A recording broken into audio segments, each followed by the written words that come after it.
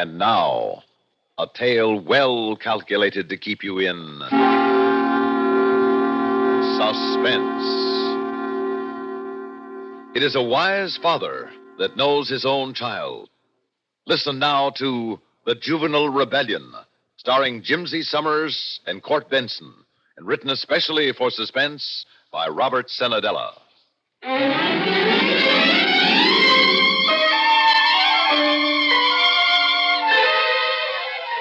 Mr. Miller, do we really have only 3 weeks to get a whole book report into you? 3 weeks is plenty of time, Mary. Gosh, I don't think so, Mr. Miller.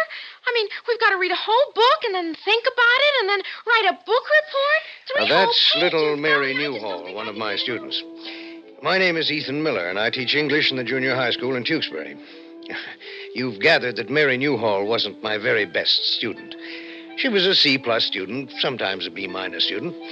And until the day when she stopped at my desk after school to complain about the book report I had assigned, I had no reason to feel that her IQ was any higher than the 110 that the school testing service found it out to be. She certainly didn't sound like any genius. I mean, Mr. Miller, that's an awful lot of work. I mean, how short can the book be? I mean, can I report on the man without a country? That is not a book, Mary. It's a short story. You'll report on a book. Well, gee whiz. I don't want to hear any more about it. Well, all right then, Mr. Miller, but gosh, all the teachers give us so much work. Wait a minute. Mary! Mary! Mary, did you leave this notebook here? Mary! Oh, well. Actually, I wasn't sure that the notebook I discovered there on my desk belonged to Mary, so I looked into it. At first, I thought it couldn't be little Mary's property because it was full of names and addresses in our own country, in Canada, and Europe, and Asia, Africa. But there in the front of the book, in the teenage scrawl that I recognized, was Mary's name. Well, I lived near the Newhall, so on my way home, I took the notebook to Mary's house to return it to her. Her father told me she was in her study over the garage out back. So I went there, climbed the stairs, and when I got no answer, I tried the door. But Mary didn't seem to be there. But then I realized that there was another room, a room with a padlock on the door, but unlocked right now. And as I went toward it, I began to hear her talking. Well, of course, Frank, the logistics of the situation are going to necessitate further delay. Oh, no, Frankie, the revolution will be postponed only 2 or 3 days at the maximum. That's the consensus among our enlistees here in the Americas. The hypothesis on which we propose to proceed... Oh. Hello, Mary. Frank, hold on a moment. Something unexpected has happened. A grown-up, yes. I'll have to deal with this. Stay at the phone. I'll call you back. I'm sorry I interrupted your phone conversation, Mary. Oh, golly, Mr. Miller, you made me jump. You left a notebook on my desk in school. Oh, gee, where's my notebook? Gosh, thanks a million, Mr. Miller. It's swell of you to bring it all the way home to me. Well, you're welcome. There are certainly a lot of addresses in that notebook, from all over the world, too. Mm-hmm. I got them out of the Girls' Journal. That's our Sunday school magazine, and I got the addresses out of there because I was going to go in for pen pals, you know. But, golly, I got tired after a couple of letters. Mary... Yes, Mr. Miller? Mary, I heard you talking on the phone. Oh, gosh, I'm embarrassed. It was a very strange talk for a 13-year-old girl. You mean all that stuff about revolution and everything? Well, that was me and my friend Frank. It's a game we play over the telephone. No, Mary. Huh? I said no, Mary. I don't know what happened when I came in here, but it wasn't a game. I heard words like logistics and hypothesis. Oh, gosh, I don't even know what they mean. Frank and me, we learned all that stuff by heart out of a book. Oh? What book? Oh, I don't know, some creepy book over to Frank's house. And who is Frank? He's just a guy. You don't know him. He's younger than me. Than I. Mary. Yes, Mr. Miller? Why has the dial on that phone got only letters on it? Why hasn't it got any numbers?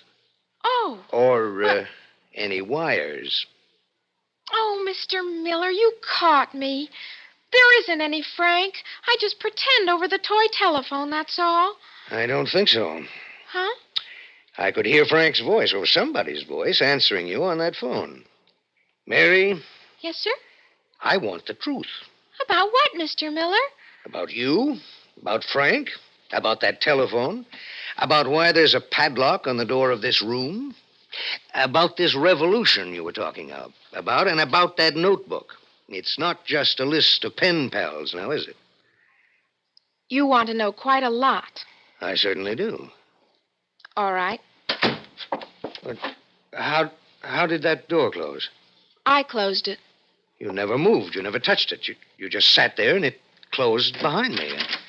It's quite impossible to open it, Mr. Miller, until I release it. Mary Newhall, what is the meaning of this? That's what we're going to discuss. Sit down, Mr. Miller. Ah, that's better. I assume that sometime while you were being skimpily educated at the university, Mr. Miller, you learned something about the evolution of man. Is this the child I've been giving C+s to? The child to whom you gave C+s, Mr. Miller, is a noxious character that I created, a role I played, shall we say, so that I could get through the days and years until the rebellion could be launched. A rebellion? You did learn something about evolution in that ridiculous college you went to. Yes. Then you know, of course, that our species could not have survived had it not been that we met the needs for survival by developing ever upward. The Java man, our ancestor, could never have lasted had he stood still. Well, I know all that. I'm surprised that you do, but... And we can't survive. Mankind, the way mankind is right now, cannot survive unless we change. You were talking on the phone about revolution. That's right. And what you're concerned with, Mr. Miller, is that revolution is not evolution. Perfectly correct. But suppose that you, Mr. Ethan Miller, with the brain that you possess, had been born into a society of cavemen. Do you think they would have listened to you? I'm sure I don't know, but this is beside the point, Mary. I want to know... I'll get to everything that you want to know. Look at that window.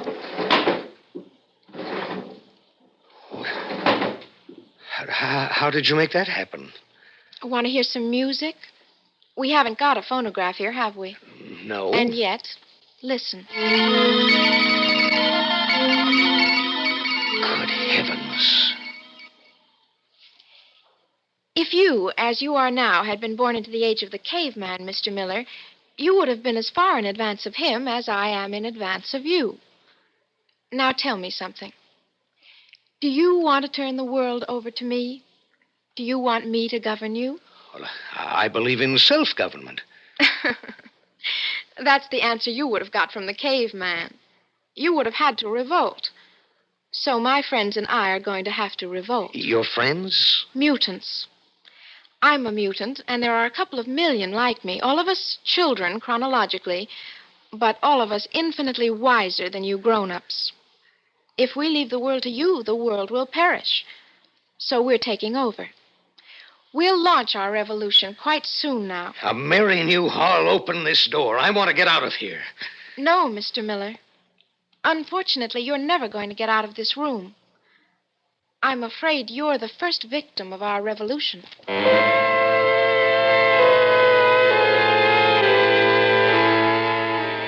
I'll have to admit I panicked. I beat on the door. I tried the handle. But I might just as well have been locked in a bank vault. Finally, in great despair, I sank into the chair again. That's better. Well, what are you going to do with me? We'll find out in a minute. A friend of mine is due here for a conference. We'll discuss your fate when she comes. All right, never mind me. What are you going to do to the world? You say you're going to take it over. What are you going to do with it? You're worried about that. Of course I am. Well, you may be assured that we will not do with the world what you grown-ups have done with it. We shall not dress young men in soldier suits and give them guns with which to kill each other. We shall not dig shelters in which people may crouch and cower while bombs drop on their cities. We shall not allow some to starve while others grow fat. And just how will you answer the threat of communism? When we take over, there will be no such threat. All the systems that you grown-ups have invented are childish to us. Here's my friend. Why was the door shut, Mary? You knew I was coming, so why... Oh. Get out of the doorway, Helen. I'm getting out of here. sorry, Mr. Miller. You're not leaving. Oh, gee whiz. Hello, Mr. Miller. I'm sure glad to see you because I was going to ask Mary a question about the homework. Do we have Never mind, Helen. What do you mean? Apparently, Helen, she means that you are a mutant, too. And you don't have to pretend any longer because I've discovered your secret.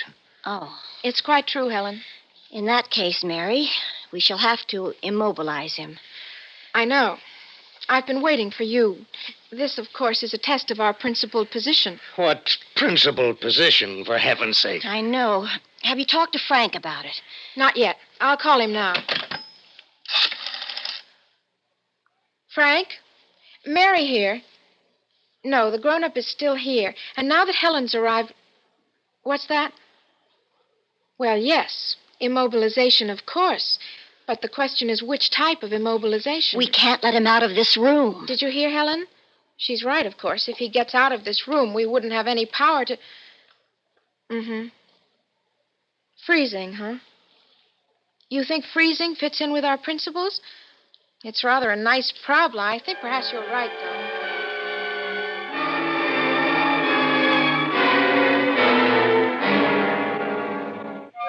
I listened to everything that was said with great intentness. I knew by now that despite the fact that these were children, they were far more brilliant than I could ever be, and far more powerful.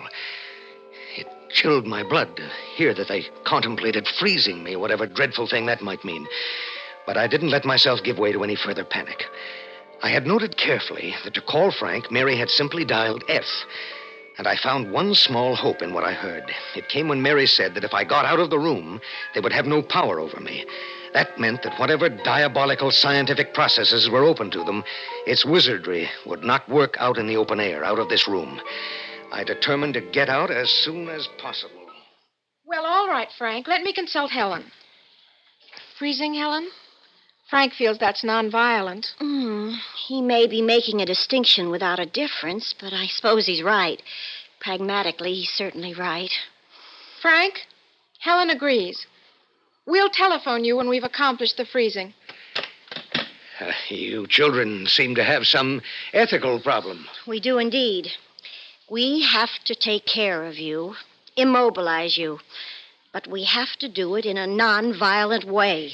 You see, the whole point of our revolution is that we are sickened by the violence you grown-ups have unleashed into the world. So you'll freeze me, whatever that means. I don't suppose I'll be able to talk or move at all, but just because there'll be no ropes or chains around me, you'll tell yourselves that you're not being violent. Well, perhaps that's what you think. But nonetheless, I'll be your victim, and I certainly call that violent. You have a certain point, but we're in no position to be able to consider it. For goodness sake, let's get on with the freezing. No, wait. Well?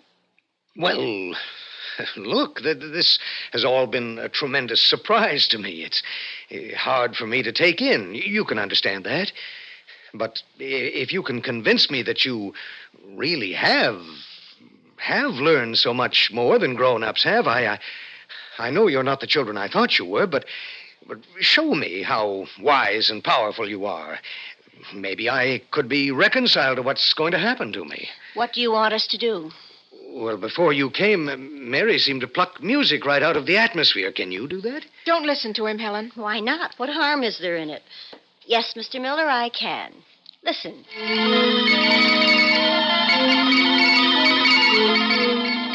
You see? It's amazing. I'm trying to find where it comes from. Turn it off, Helen. And you can do all the things that Mary can do? She just sat there and opened the door and the window. Certainly I can. See the window? Thank you! Stop him! Stop him!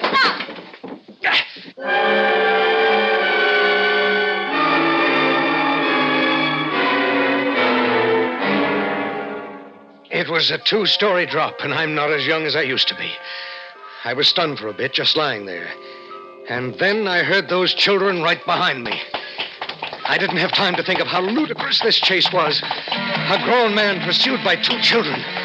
And what's more, I was mortally afraid of them. I ran through 2 backyards, over a fence, running always toward the center of town.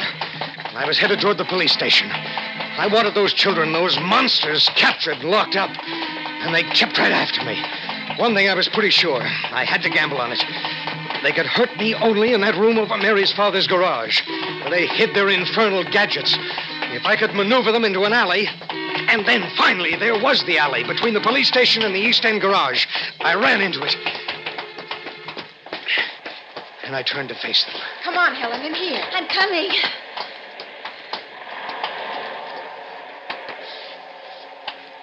Well, Mr. Miller? Come and get me. Take him on the right, Mary. I'll take him on the left. Just a moment, Helen. What can you be thinking of? Put that stick down. Well, look. This evident impulse toward violence, Helen, is a shocking retrogression. I'm sorry. I've compromised our principles, I know, but the alternative is unthinkable. We can't jeopardize the revolution. We can't let the grown-ups continue their folly. He can't move out of this alley without coming toward us. If he does, I'll show you how to defeat him. Well, I'm coming. Chief! Chief Holmes! Oh, you little devil. You know! Stop that!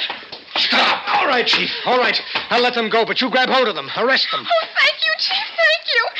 Golly, I don't know what came over Mr. Miller. He went all funny and chased us in the alley, and then he... Chief Hobbs, I'm awfully glad we were near the police station. He had us scared to death, honest. Chief, don't listen to these children. I'll listen to anybody who gives me a sensible story. Now, what's going on here? Gosh, I don't know, Chief.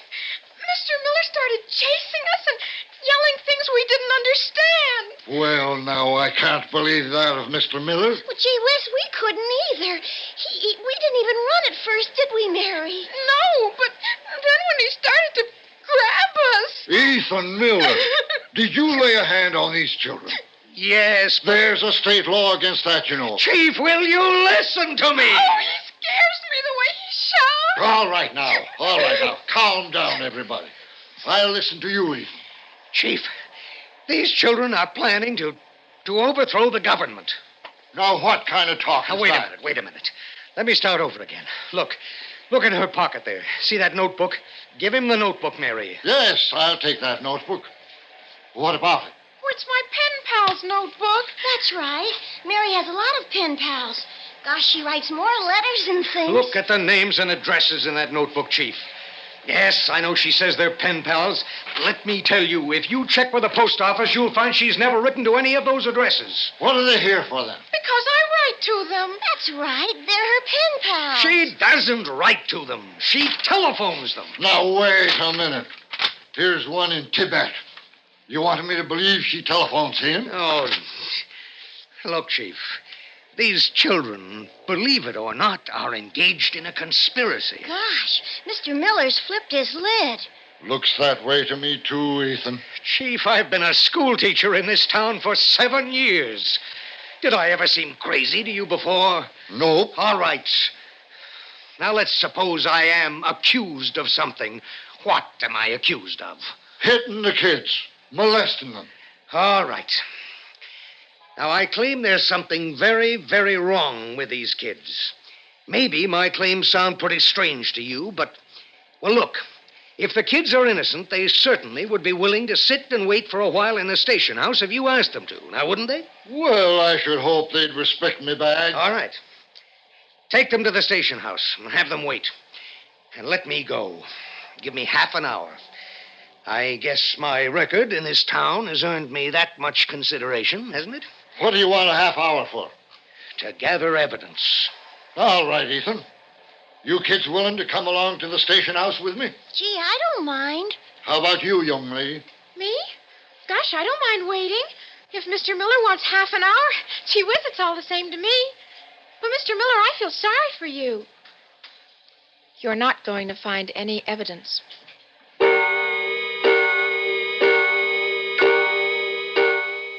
The chief took the children into the station house, and I went on down the road. I could see now what I was up against.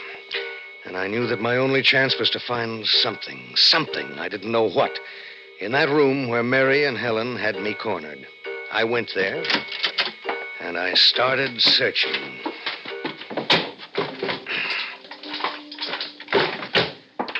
I couldn't find anything. Finally, I sat down. started thinking. I remembered what the children had said about the way we grown-ups had made a mess of the world. I remembered their policy of nonviolence. I remembered how they'd even been unwilling to use violence on me when they had me alone in that alley. And I thought of the miserable world we live in, with the fear of the bomb and with poverty and degradation so rampant. Suddenly, I knew what I wanted to do. I picked up the phone. Hello, Mary? What happened? This isn't Mary, Frank. This is that grown-up she told you about. Yes? I want to say to you, Frank, that I understand what you children are trying to do. Go on. And I agree that it is necessary. I'm happy that you do, sir.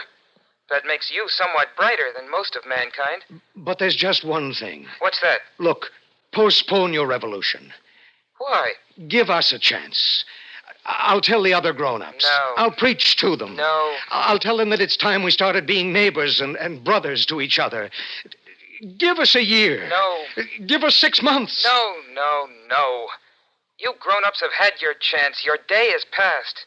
We take over within a week, and there will be no postponement. But please listen to me. Come back, Frank.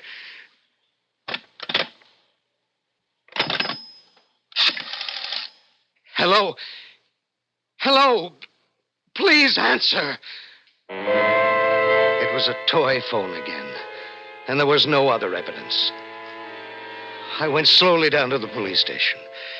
I told my story, and Chief Hobbs laughed at me. The school board met that night and dismissed me. And today I'm out of a job. But that doesn't matter. Listen to me. Listen to me, everybody. We only have a week. We only have 1 week to learn how to make this a decent world. Suspense.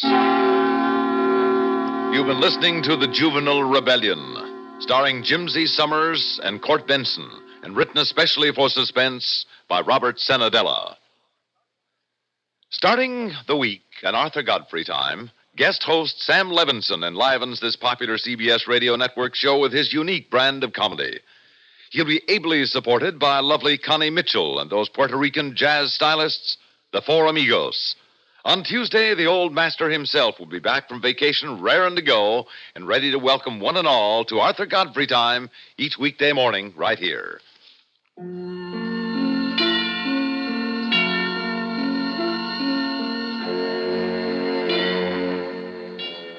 Suspense is produced and directed by Bruno Zerato Jr., music supervision by Ethel Huber.